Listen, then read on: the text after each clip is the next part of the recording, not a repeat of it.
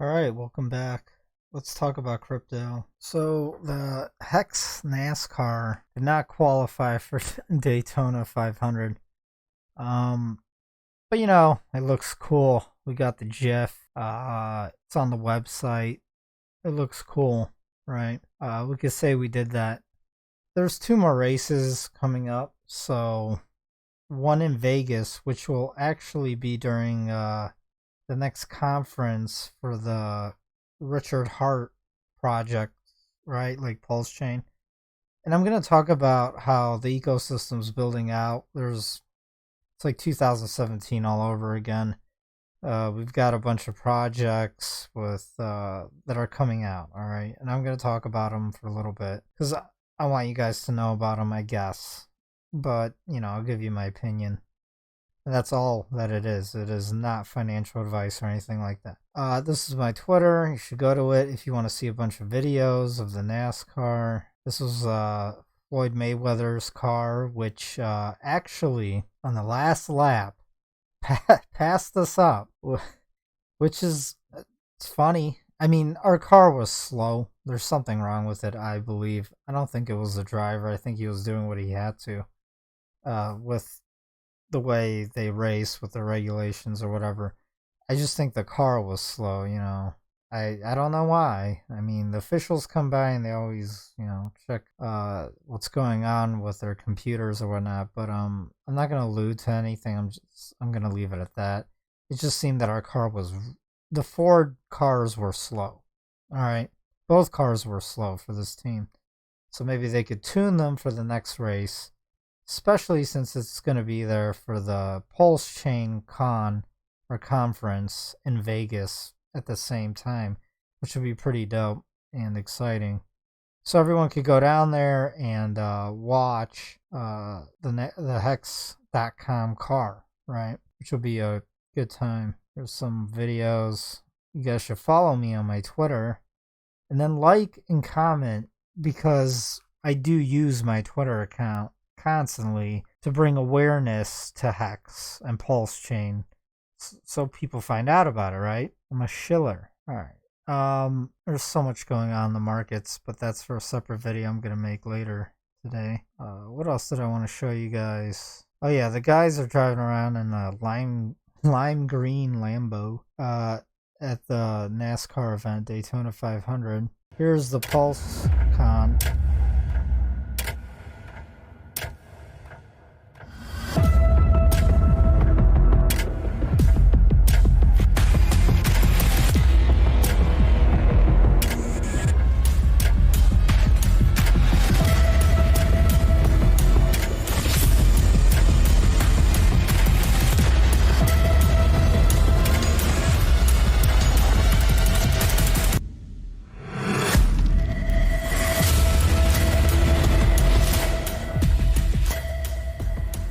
I like that, man. It pumps me up.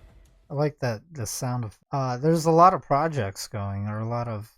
It's gonna be big. It's not just PulseChain, right? ETH Denver just happened. The Ethereum's conference this past weekend, and yeah. See, the guys are driving around shooting Hex merch, the T-shirts for the NASCAR, out of a lime green Lambo, only in Hex. You guys don't see other projects or crypto communities doing that.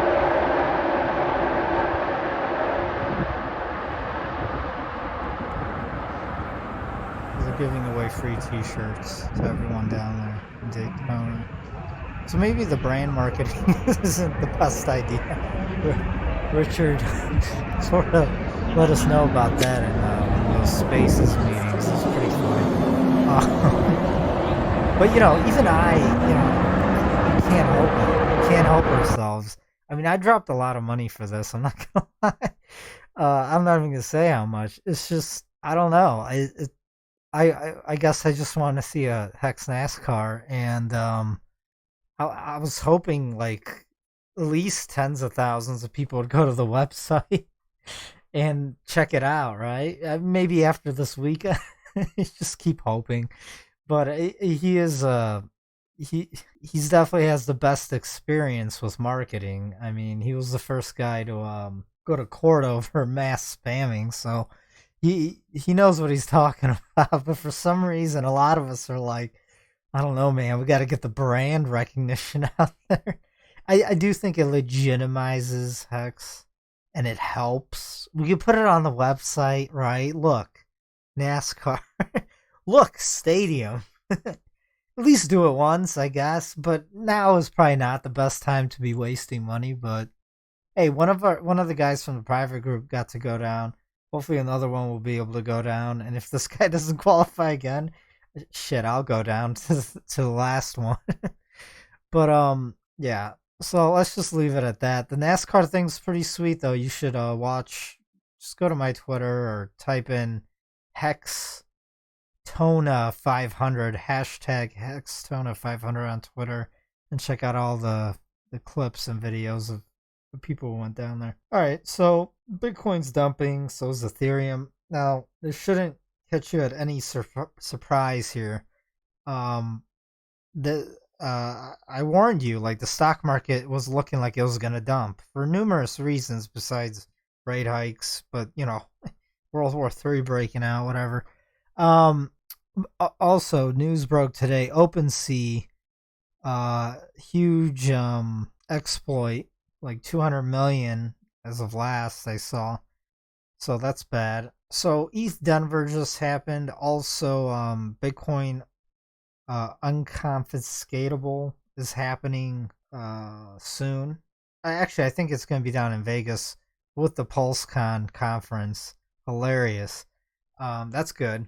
You guys could go on board or get into fights. We'll see what happens. Those maxis, man, I don't know. It should be interesting. I'm sure there'll be stories and videos. All right, so let's look at the charts for Bitcoin and Ethereum. Then I'm going to talk about other projects the PulseChain ecosystem already building out. And it's weird that they're all coming out now with their SAC phases to, you know, get it to take part. Does that mean that PulseChain is going to launch pretty soon? I think they all think so, and they're all doing testnet stuff, and I'm sure some of them have devs or some inside info, right? And maybe they're all trying to get their sacrifice phase in now, or it's maybe because the market's dumping and it looks like it's only going to dump further. And the more that the prices go down, people are less likely to participate. That could be another catalyst, right? So let's look at some charts. First, let's look at the Hex chart. You know, on this log chart, 12-hour log chart, it still looks bullish, besides the fact that the price has fallen below every major moving average. Let's go to, there is a 9, I mean, I have a buy signal on the 12-hourly. They don't always work out, right? They do give you little bounces at least. So we'll see if, right now it's at 16 cents. If we could get back up to 17. I was hoping the price could stay above 20 cents, but you know, a lot of noobs, I believe, are selling their Hex and they're sacrificing it for other projects, which could be not the best of ideas, in my opinion. But I'll talk about that in a little bit. Let's look at the daily chart. Yeah, this is what concerns me. The price is pretty much 3 candles on the daily below my blue line. That's very bad. But, you know, it's gone below it before and rebounded, so it's sort of held. I'm thinking tomorrow we're going to get a 9 buy signal on my TA indicator here. Look at the oscillators. Oscillators are fairly oversold, so RSI is oversold. They all are. So take a look at yeah, I mean, there should be this is a buying opportunity for Hex, by the way, guys. Huge buying opportunity. I really don't want to see the price fall with the rest of crypto, because a lot of noobs will panic and just think that Hex will go down with everything else, which causes it to. There is some liquidity bonding or pairing between Ethereum, but once Ethereum stops crashing, Hex rebounds instantly. And sometimes in the bear market, in the previous bear markets, history doesn't repeat, but it does rhyme. Hex would fall for a little bit on extreme crashes with Bitcoin and Ethereum, and then rebound and then do its own thing and just keep going higher while everything else goes sideways or bounces or continues to slowly fall, right?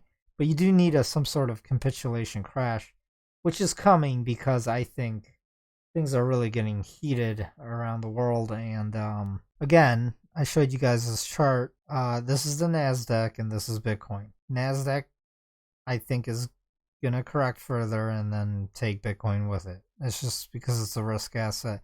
And the Grayscale trust is still net negative. They're still selling. They're not buying. And there's a huge spread, right? So it's cheaper to buy Bitcoin on the ETF than the physical, which is bad for the physical. Why buy the physical when you could buy the ETF at a discount? And until that spread closes, it's negative. It's not good for Bitcoin. All right. And plus, so let's say the ETF continues to sell off with the rest of the NASDAQ, which it's in. That's still net negative for Bitcoin on top of that, right? So some people are going to just keep selling, and it's going to be cascading of type of sell-off correction because it's a risk. People view it as a risk asset, not like they don't think it's a safe haven. Even metals fall when the market crashes because of margin calls. Everyone sells everything because they have to. They have no choice. This doesn't look good. Look, shoulder, giant head, and shoulder. Boom, and then the price fell. Rebounded, shoulder, head, shoulder, price dumped again. This was a weak rebound. Like, it's not even a rebound, it's a dead cat bounce. That's why my last thumbnail was a dead cat bounce for Bitcoin. This is a 3-day chart. There's support at like 37,000. So if the price breaks, let's say below 35,000, it's just going straight to like 26,000. It's just an airdrop. Just a huge gap right there. And I kind of expect that. Let's look at the weekly real quick. I don't know what weekly looks better than the 3-day chart. Honestly, it all depends when Powell capitulates. That's what it's really all about. But listen, things are getting heated, in Europe. And it's gonna take the markets lower. So anyway you look at it. So once this support area between 31,000 and the current price, 38,000, once the price gets through that, which a stock market dump would probably do that, capitulation will start definitely around 30,000, and then straight drop to 26. Maybe some sort of bounce again, retest 30, and then 20,000's in the cards, and then so is maybe even 14,000, somewhere around there. That would flush everyone out. All NFTs, everyone, everything. Michael Saylor, gone. So I like to do this every once in a while. This is the Bitcoin chart. It's a weekly chart. Let's flip it upside down. All right, so if you're looking at it upside down, inverted, this would actually look like a bottoming pattern to me, right? It looks like it's gonna, maybe test 32,000 again, and then it's pretty much a cup and handle, or maybe it'll make a head and shoulders, and then it'll break higher to 15,000. Or, let's give it 20,000. Yeah, it looks like it could easily do that, right? So if you inverted the chart, that's what it looks like. But this is what it really looks like. This goes all the way back to 2011. It's inverted again. Just looking at it historically. Yeah, it looks like it's due for a bounce or, back up. If I was looking at it inverted, I would say, yeah, this is a bottoming pattern. It's going to go back up, guys. This is the bottom. But it's not the bottom. This is the top, or near the top. It's still down a lot from the all-time high. Take it off a log. This is what it looks like. So Bitcoiners have been pretty, I don't know, it's been choppy. But if you bought, let's say, so if you bought at $37,000 Bitcoin, you're break even right now. And you can't stake Bitcoin like Hex, right? Earning massive APY. So imagine if you could stake Bitcoin for the past 406 days, over a year, if you were able to just stake it if you bought it at 37,000. So over a year, you would have around, on average, 38, well, I don't know about the first year. Yeah, but you would definitely have over 40% more Bitcoin if you were able to stake it and get that APY that Hex provides. But Bitcoiners and nobody understands this because they're midwits, right? So let's see how much it fell from the all-time high so far, where it's at right now. It's at 44. It's fallen 44%. And remember, this is important because it takes Ethereum and everything else with it. So let's say Bitcoin does a nice flushing here, revisits that 20,000. That's a nice 70% drop.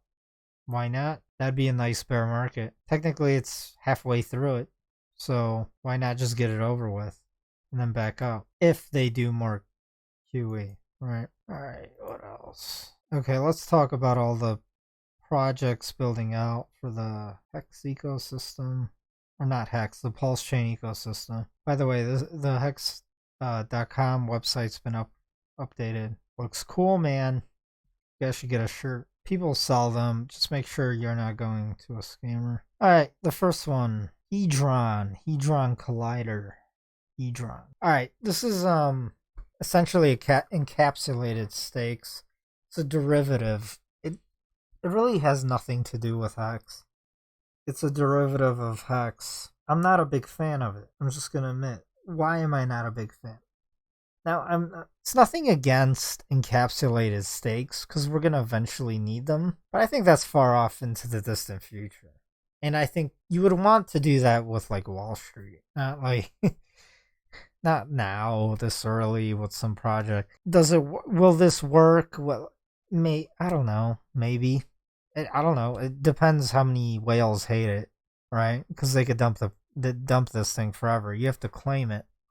You could go and claim it now or soon. It's free to people who have staked their Hex. Why not? If it's free, right? Go claim it.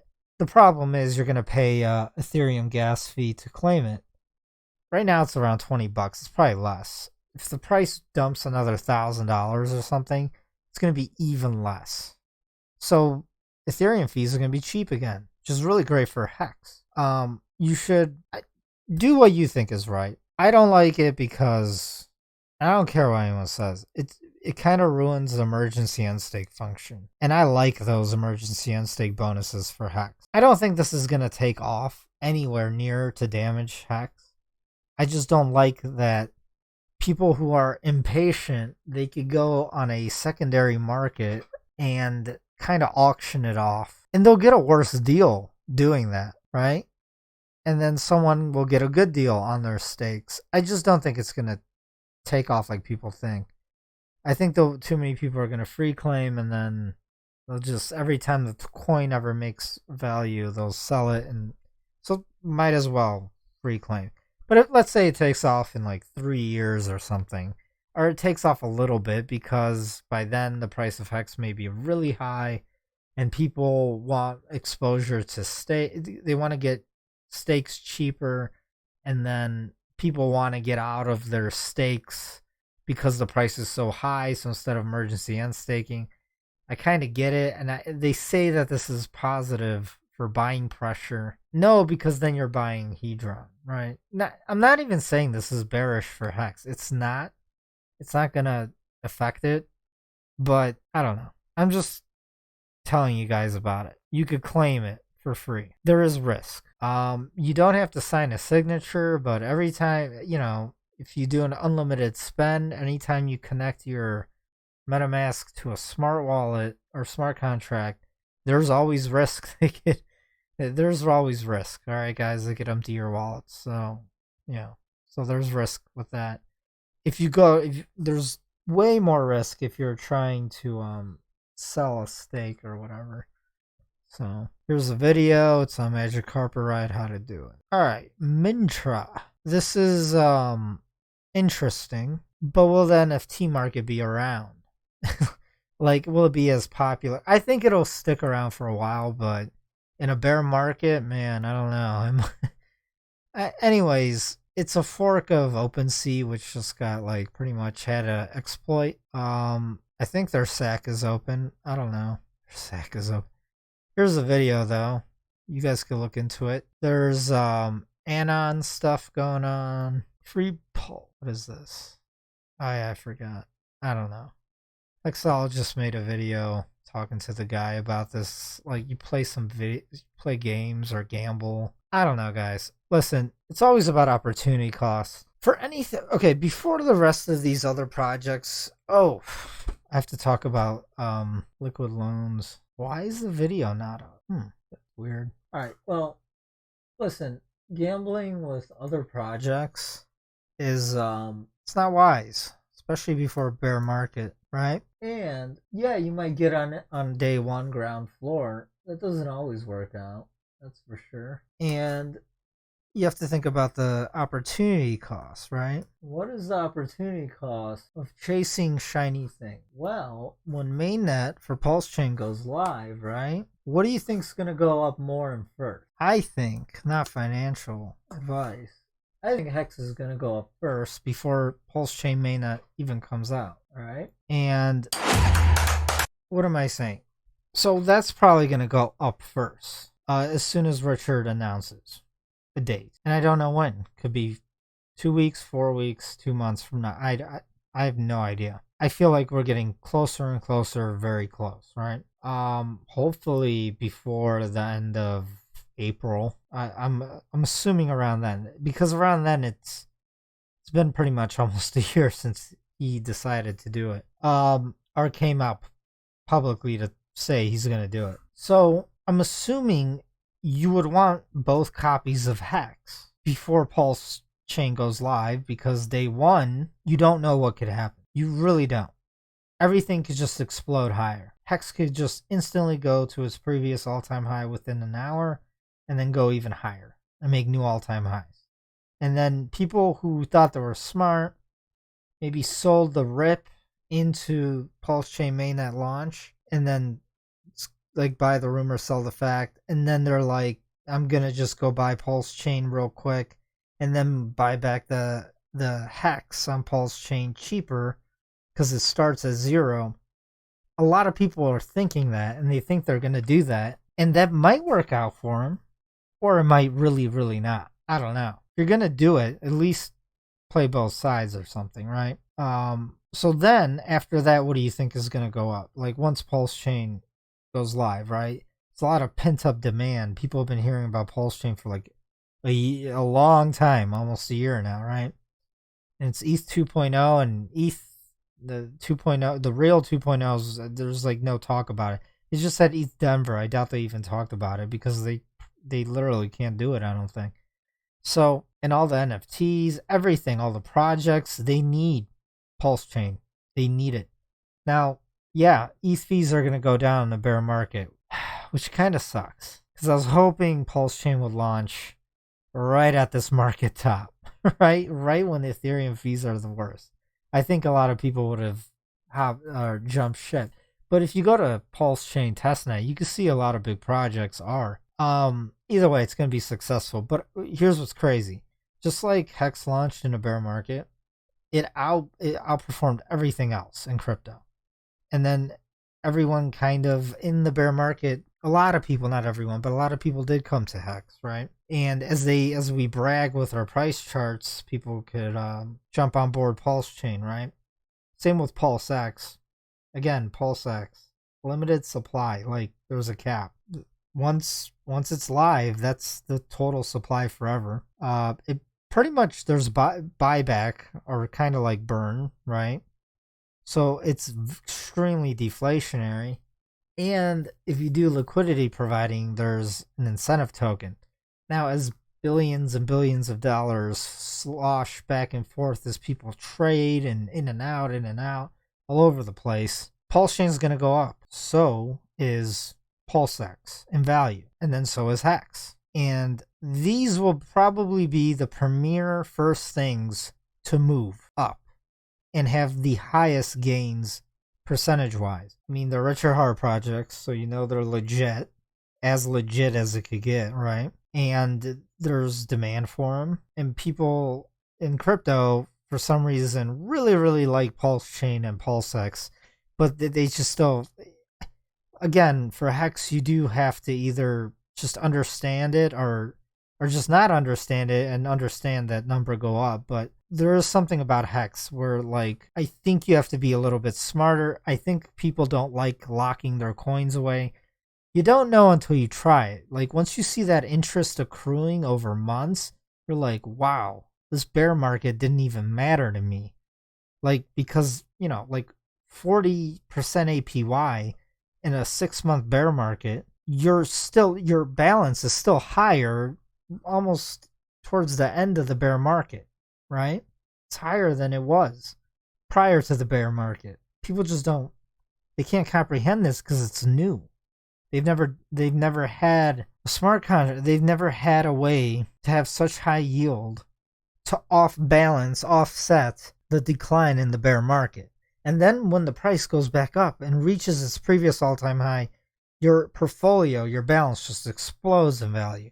And then when it goes and makes new all-time highs, you're like, you've never seen that. You've never seen so much money before. You've never seen such high multiples of your money, right? Especially for longer stakes that are put out into the future, right? All right.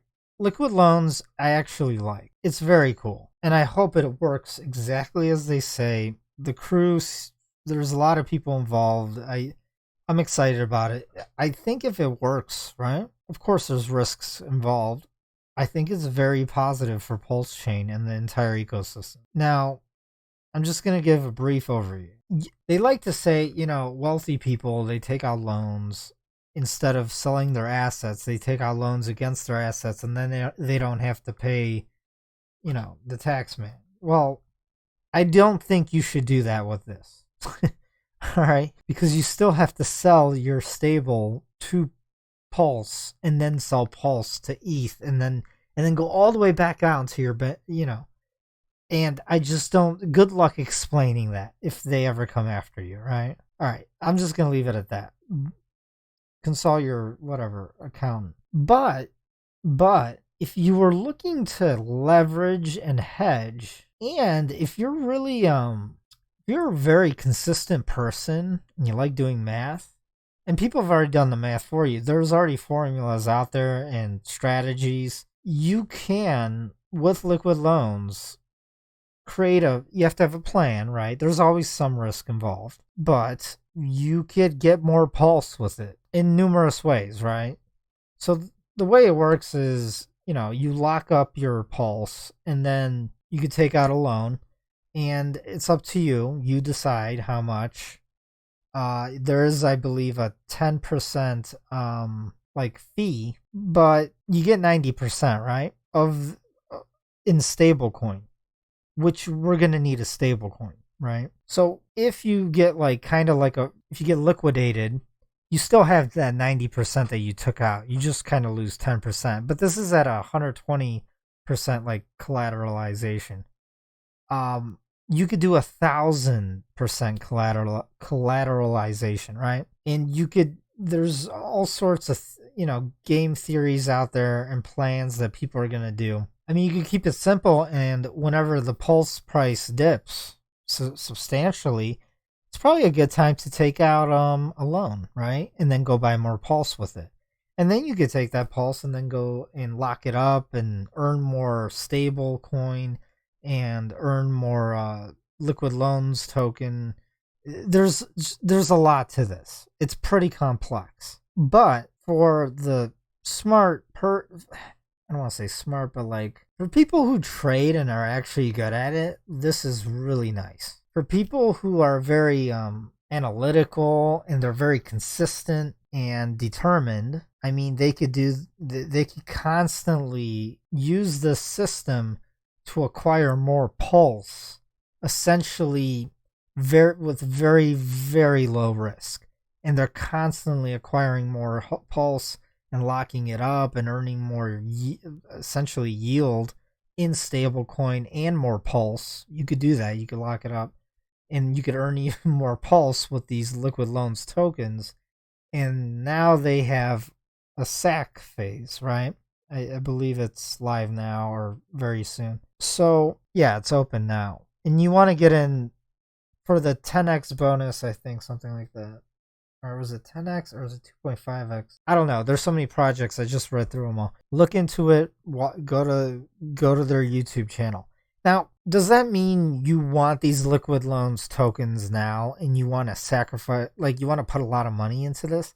No, I don't think so. Why is that? Opportunity cost. I think because they've said in past videos, like months ago when I was listening more, that they're going to wait for a month or two to pass by so the volatility slows down for PulseChain and Hex.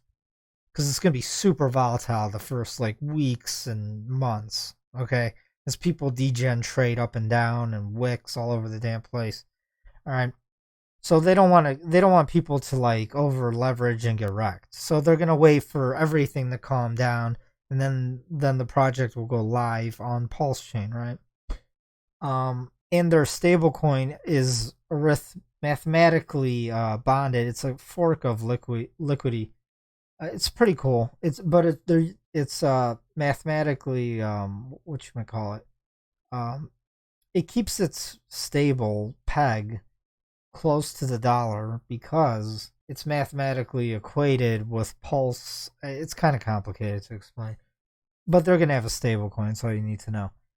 And that's how you get the loan. You get the loan stable. I'm not personally going big on this because of opportunity costs. I think Hex still is going to do crazy things out of nowhere when people least expect it, right before the PulseChain mainnet.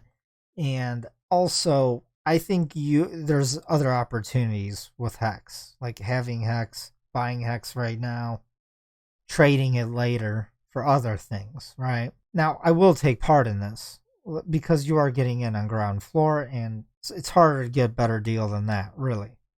You're just want to compare it to opportunity loss, right? Your cost of opportunity. So if you if you sack big on this, you're gonna have to wait a little bit. You're gonna have to wait longer than past the PulseChain mainnet launch. That's all I gotta say. But besides that, I like it, and I really hope this works out. There's always risks involved, and I like the team. I like what they're doing. It's very well thought out. It's actually something innovative and new as well.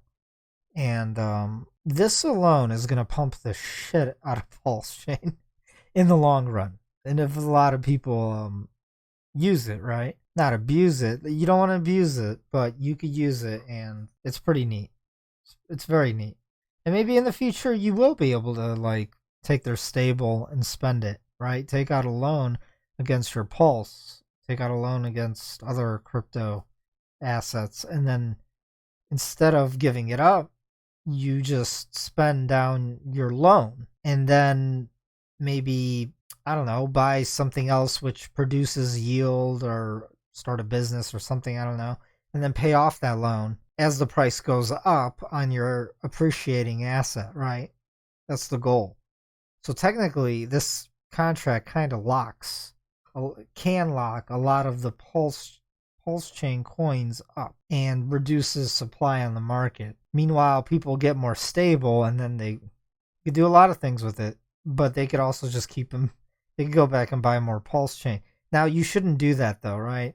You can't do that. You can't just constantly take out a loan and go back in, take out a loan, go back in, because you'll eventually blow yourself up and lose everything because you won't be able to pay it back. The collateral, the Pulse you put down as collateral for the loan if the price drops, because you get less every time, 10% less actually. All right, but you guys need to do your own research on this. I talked about this a lot, posted a bunch of videos in the private group for weeks and months. But this thing's open as well. So basically, I just want to talk about this. It's very interesting. But you guys decide what you do and the risks you want to take. I'm just saying, I'm a big Richard Hart maxi, right? I like his projects, and I think they're just going to outperform everything from the get-go. And then once they've gone up, diversify a little bit into other things, right? Smash them likes, share my videos. It's the only way my channel grows, and I'll continue to do this and make you guys videos. later today, I'm going to make a stock market video because things are really heating up. There's a lot to talk about.